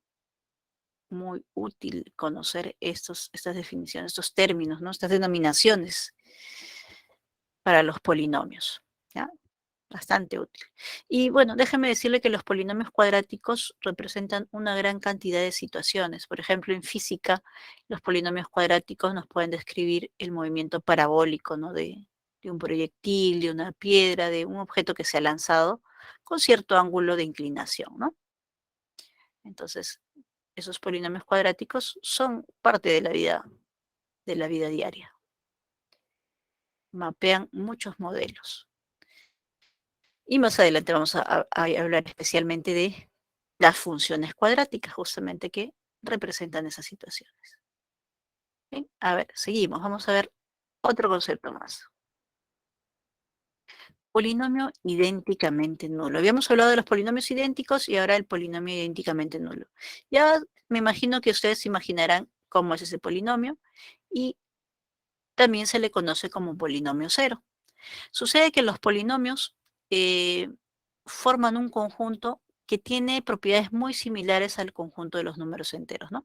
Cuando sus coeficientes son racionales, reales o complejos, el conjunto de los polinomios con esos coeficientes se comportan como los enteros, es decir, hay un elemento neutro, hay elemento opuesto, hay división de polinomios, divisibilidad, máximo común divisor, mínimo común múltiplo y muchas otras definiciones que son, bueno, que son equivalentes, podríamos decirlo, a las que se dan en los números enteros. Propiedades también que se cumplen de la misma forma, ¿no? Criterios y leyes también, ¿no? Entonces, si ustedes saben bien lo que es en aritmética, pues, ¿no? El máximo común divisor, mínimo común múltiplo, de repente por ahí vamos a extender algunas técnicas que utilizan para hallarlos, pero para polinomios, ¿no? Muy bien, entonces, si tenemos un polinomio idénticamente nulo, la sugerencia es que se reduzcan todos los términos semejantes y bueno, en realidad, más o menos nuestro polinomio sería de esta forma, ¿no? A ver. Supongamos que le damos esta forma como nuestro polinomio original, ¿no? Y así llegamos, pues, hasta el a sub 0. Entonces, ¿qué pasa? Si el polinomio es idénticamente nulo, entonces esto vale 0, esto vale 0. Cada uno de los coeficientes vale 0, pero primero necesitamos que esté reducido completamente. ¿Ya? Entonces, que tenga un solo término cuadrático, un solo término lineal y un solo término constante. Si ya verificamos eso, un solo término cúbico si lo hubiera, ¿no? De grado 4, de grado 5, uno solo, ¿no? Uno solo de ellos. Y una vez que tenemos eso, pues vamos a igualar aquí a 0, cada uno de esos coeficientes. ¿Y eso por qué? Porque es idénticamente nulo. Bien, si nosotros desarrollamos aquí, entonces tendríamos que esto es 0 y por lo tanto b vale menos 8, ¿no? B vale menos 8. Y si ese menos 8 lo reemplazamos por aquí, tendríamos que a menos 8 vale 0, por lo tanto, a vale 8, ¿no? Ahora, si a vale 8 y b vale menos 8, tendríamos aquí menos 64 más 13 menos 2 igual a 0. Bueno, pero esto sería menos 13 igual a ver, menos 66, lo paso a sumar, sería 66. Por lo tanto, C vale 22, ¿no? Entonces aquí ya hemos calculado nosotros efectivamente que la vale 8, el B vale menos 8 y el C vale 22. ¿Y todo eso por qué? Porque era idénticamente nulo. ¿Y qué debía cumplirse? Y luego de haber reducido el polinomio lo más que se puede, no hayan términos semejantes dispersos, que todos se agrupen en uno solo, entonces igualamos cada coeficiente a 0, ¿no? Eso es lo que tenemos. Polinomio idénticamente nulo. En los polinomios idénticos, si ustedes comparan término a término, también es necesario que ellos estén reducidos lo más que se pueda, ¿no? Lo más que se pueda. Bien, vamos a ver otra clasificación más, otra definición más. ¿Qué es un polinomio ordenado? Un polinomio ordenado se refiere a que sus exponentes, los exponentes de las variables, de acuerdo a los términos que nos dan, sus exponentes están bien ordenados en forma creciente o en forma decreciente. Es decir, van aumentando o van disminuyendo. Dependiendo de cómo estén, diremos que está ordenado. Pues, ¿no? Por ejemplo, miren, aquí el exponente 9, 6, 2. No lo vemos, pero ahí está el x a la 0, 0. Entonces observamos 9, 6, 2, 0. ¿Qué pasa con esos exponentes? Pues están disminuyendo, ¿no? Todos están disminuyendo. Pasamos de uno al otro, va disminuyendo. Eso quiere decir que el polinomio está ordenado en forma decreciente. También puede estar ordenado en forma creciente, ¿no? Por ejemplo, aquí el exponente de x es 2, luego 10, luego 33, luego 53, está aumentando. Por lo tanto, está ordenado en forma creciente. Ojo que los polinomios no necesariamente van a estar siempre ordenados. Pueden estar desordenados. ¿Ya? En estos dos casos, entonces, en uno está ordenado en forma decreciente porque están disminuyendo los exponentes y en el otro en forma creciente porque están aumentando sus exponentes. Entonces, primero decreciente porque disminuye y el segundo creciente porque aumenta, ¿no? Ahora, otra característica de los polinomios es que pueden ser completos. Hay polinomios que son completos. ¿Y cómo es eso? Bueno, recuerden que al inicio dijimos que teníamos una suma finita de de combinaciones lineales de constantes y variables, ¿verdad? Ya, entonces un polinomio completo tiene esa característica, es una combinación finita de variables y constantes. Pero ¿qué pasa? Desde el grado mayor hasta el grado más pequeño, o sea, el 0, todos los coeficientes de los términos son no nulos. Por ejemplo, miren, a ver, en nuestro ejemplo anterior teníamos x a la 9, 6, 2, pero ¿qué pasó con el x a la 7? No hay, su coeficiente es 0. Con el x a la 8 tampoco hay, su coeficiente es 0. Entonces, aquí hay términos que completan esa regla, pero o sea, el orden podría ser, aunque no necesariamente tiene por qué ser en orden, ¿no? Pero los que complementan tienen coeficientes ceros. En cambio, en un polinomio completo, los coeficientes, ninguno puede ser 0. ¿Ya? Desde el grado mayor hasta el grado menor. Por ejemplo, este polinomio es de grado 4. ¿Ya? Y si buscamos el término de grado 3, pues está por aquí, ¿no? Ahí está. Y si vemos el término de grado 2, y de grado 1, y de grado 0, y están todos, y todos los coeficientes son no nulos. Por lo tanto, este polinomio es completo. ¿Por qué? Porque podemos observar desde el término de grado 4 hasta el término de grado 0 con coeficientes que son no nulos. Ninguno 0 su coeficiente. Por lo tanto, es completo. Es completo. Ahora, aquí les pongo una reglita que les puede ayudar. A ver, ¿cuál es esa reglita? Si nosotros tenemos que el grado de un polinomio completo y orden, completo nada más, ¿no? Completo. A ver. Entonces, digamos que el grado es n, entonces el número de términos, ojo que eso solamente vale para polinomio completo, el número de términos será n más 1. O sea, n más 1. Y eso lo podemos verificar, ¿no? En este caso el grado es 4. ¿Y cuántos términos tiene? 1, 2, 3, 4 y 5 términos. Uno más que el grado, ¿no? Uno más que el grado.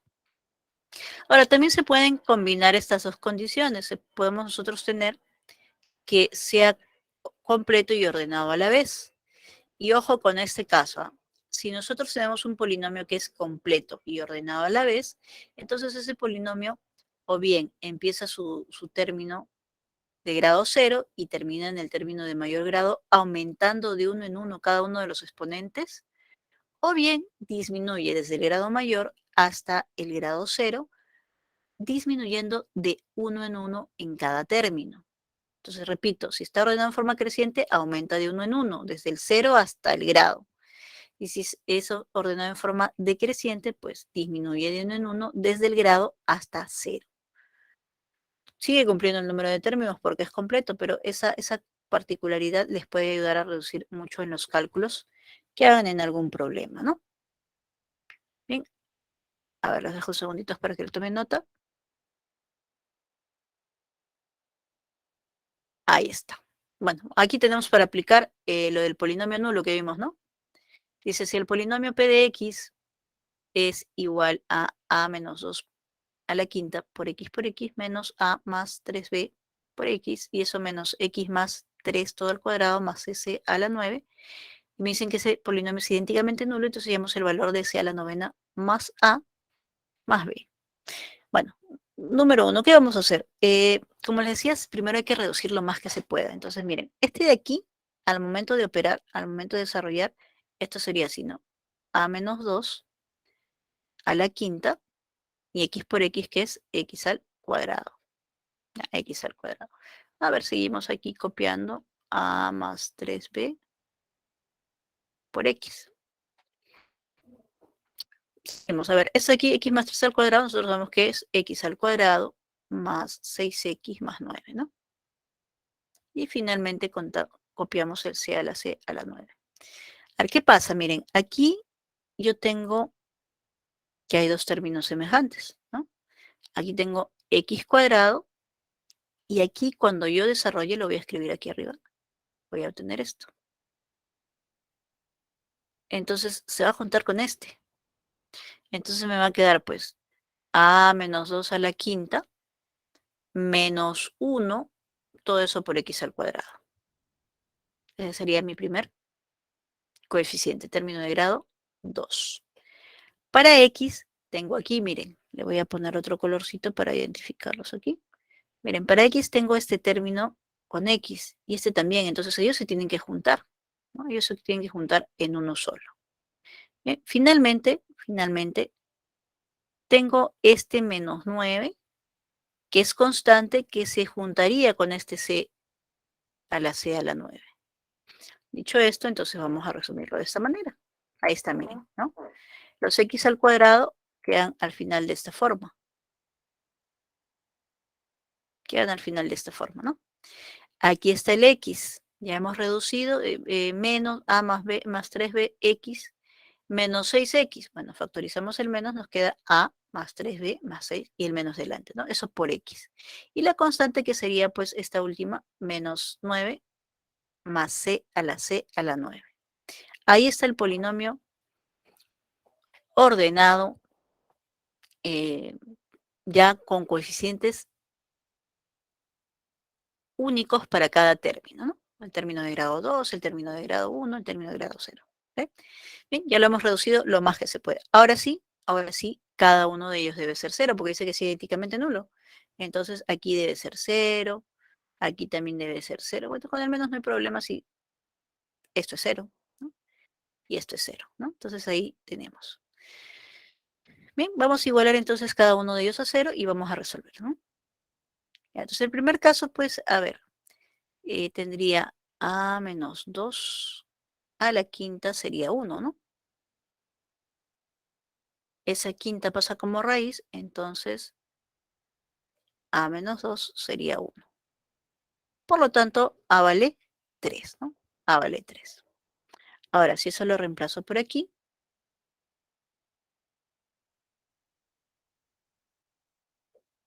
tendría esta ecuación, ¿no? Tendría esta ecuación.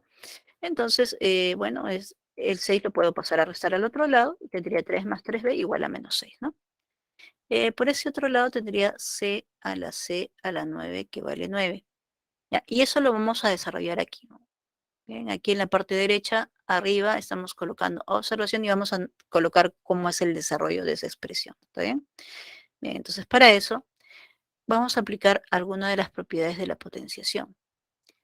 Este es el dato. C a la 9 es 9.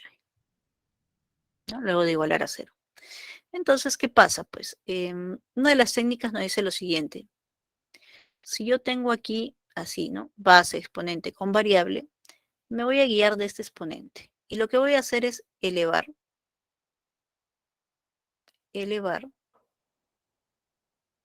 Un segundito que se me pasó el paréntesis. Ahora sí, ¿no? Esto lo vamos a elevar a la 9. Por ese exponente, ojo, no es por el lado derecho. Pero obviamente vamos a elevar a ambos lados. ¿Con qué finalidad? Pues de intercambiar, ¿no? Hay la propiedad número 5 que vimos en la PPT de potenciación. Estos dos se pueden intercambiar. ¿Y por qué los vamos a intercambiar? Porque si nosotros los intercambiamos, entonces tenemos C a la novena elevado a la C a la novena, que es igual a 9 a la 9, ¿no? Y miren, tenemos C a la novena elevado a la C a la novena, y por el otro lado 9 a la novena. Entonces, ¿qué podemos concluir? Que C a la 9 vale 9. C a la 9 a la 9.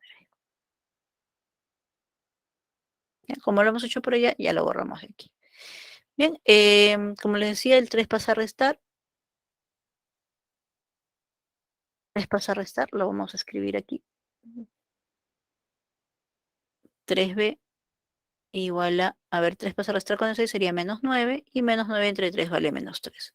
Por lo tanto, tenemos que A vale 3, B vale menos 3, C a la 9 vale 9, porque vamos a reemplazar en T. ¿Ya? Entonces, reemplazando, tendríamos, a ver, C a la 9 vale 9, aquí está. A vale 3, aquí está. B vale menos 3, aquí está. 9 entre 9 es 3. Y 3 más menos 3 es 0. Por lo tanto, T vale 0. Así que la respuesta sería la alternativa, un segundito, la respuesta sería la alternativa B. Sí, adelante. ¿Podría explicar otra vez desde el C a la novena es igual a 9? Correcto. Ya que tenemos espacio, lo vamos a hacer abajo nuevamente, ¿ya? A ver, el problema era este, ¿no? Tendríamos que resolver C a la novena igual a 9. Entonces, una técnica es darle forma, pero a veces no tenemos la opción de darle forma, entonces la sugerencia es mirar, ¿no? Analizamos el lado de la izquierda y si vemos que en la base y en el exponente hay variable, lo que se sugiere es elevar al exponente que tiene en ese lado, ¿no? Entonces, por ejemplo, miren, aquí su exponente es 9. Entonces, lo que vamos a hacer es ambos lados elevar ambos lados a la 9, así, ¿no? Esto que está aquí lo elevo a la 9 y al otro lado también. No interesa lo que sea, lo elevo a la 9. Y luego de eso, buscar aplicar esta propiedad, ¿no? A ver, aquí el exponente es C a la 9, aquí el exponente es 9. La propiedad potencia de potencia, ¿se acuerdan? Que esos dos se van a multiplicar, pero también se pueden intercambiar, ¿no? Ellos dos se pueden intercambiar. Si los intercambiamos, quedaría así, ¿no? C a la 9, ya que este 9 ingresó y el otro C a la 9 sale. Ahí está. Bien, entonces, ¿cómo es que yo sé que C a la 9 vale 9? Porque si observan aquí, por el lado izquierdo, nosotros tenemos una expresión que está elevado a sí mismo. Esa expresión es C a la 9, ¿no? Está elevado a sí mismo. Y por la derecha tenemos 9 a la 9, o sea, un número que está elevado a sí mismo. Tiene la misma forma, por lo tanto yo puedo decir, ya, entonces una opción es que C a la 9 sea 9. Y de ahí es que sacamos esta expresión de aquí, ¿no? Ese dato. Ok. Bien, espero que haya quedado claro. En ese caso ha sido, también hay una propiedad que podrían aplicar ustedes, pero prefiero que se acostumbren a este tipo de situaciones porque hay problemas en los que no tienen esa forma, base y exponente tienen la variable presente y bueno, tenemos que hacer algunas operaciones tratando de encontrar eso, ¿no? Que al lado de la izquierda, donde están las variables, tengamos que la base y el exponente sean iguales, expresiones iguales, ¿no? Y luego buscar también que a la derecha los números tengan la base y el exponente iguales, ¿no? Esa es la idea en ese tipo de problemas. ¿Ok? Bien, chicos, creo que ya se viene el receso. En unos segunditos mientras van tomando notas. Si tienen alguna preguntita adicional, por favor, con mucho gusto para resolver sus dudas.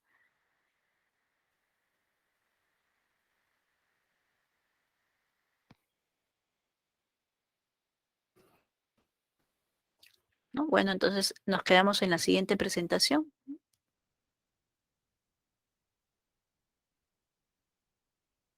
Vamos a hablar de dos variables, ¿no? Dos variables. Entonces, en las dos variables hay conceptos que se pueden extender de una sola variable a dos variables o más variables, ¿ya? Pero eso lo vamos a ver desde el receso porque ahora sí ya son 11:55 y según el horario pues nos corresponde un receso. ¿Ok? A ver, chicos, entonces vamos a hacer una pequeña pausa y continuamos luego del receso.